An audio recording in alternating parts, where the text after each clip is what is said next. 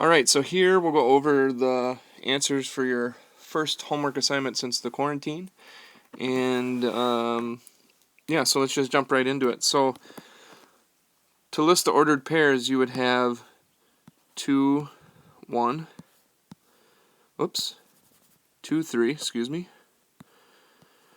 2, 3, 4, 5, 6, 1, and you would have 8, 7. Question number 2, you would have 0, 7, 1, 8, 5, 1, and 6, 7. Alright. And, there's no duplication in the inputs. And so these are both functions. And that's how you would do the first two. Question number 3 says, draw a mapping diagram for the graph. Describe the pattern of inputs and outputs. So we've got inputs. We have outputs. Our inputs are always our x values. Our outputs are y values. So we put in a 1, we get out an 8. We put in a 3, and we get out 6.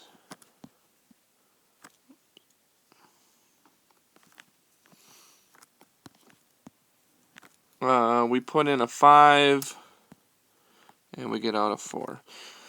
So here's our mapping diagram. The second part is describe the pattern. So our inputs, as the input increases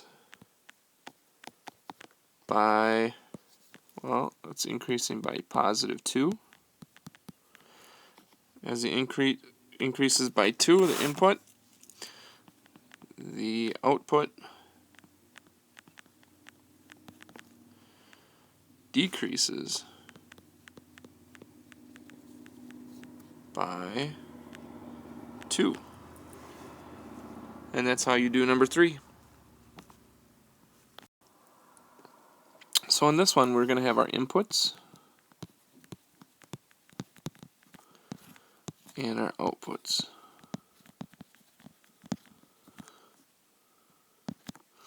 And our inputs are x's and our outputs are y's. And there's nothing here that tells us specifically which one is x and which one is y. So we're just going to leave it as you put in a 6, you get out a 12. You put in a 7, you get out a 14.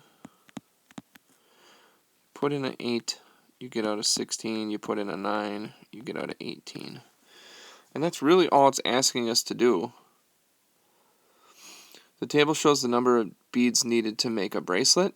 Use the table to draw the mapping diagram. Here is our mapping diagram, right? If it asks you specific questions like the relationship or how it's changing, your input would increase. Input increases by 1, and the output increases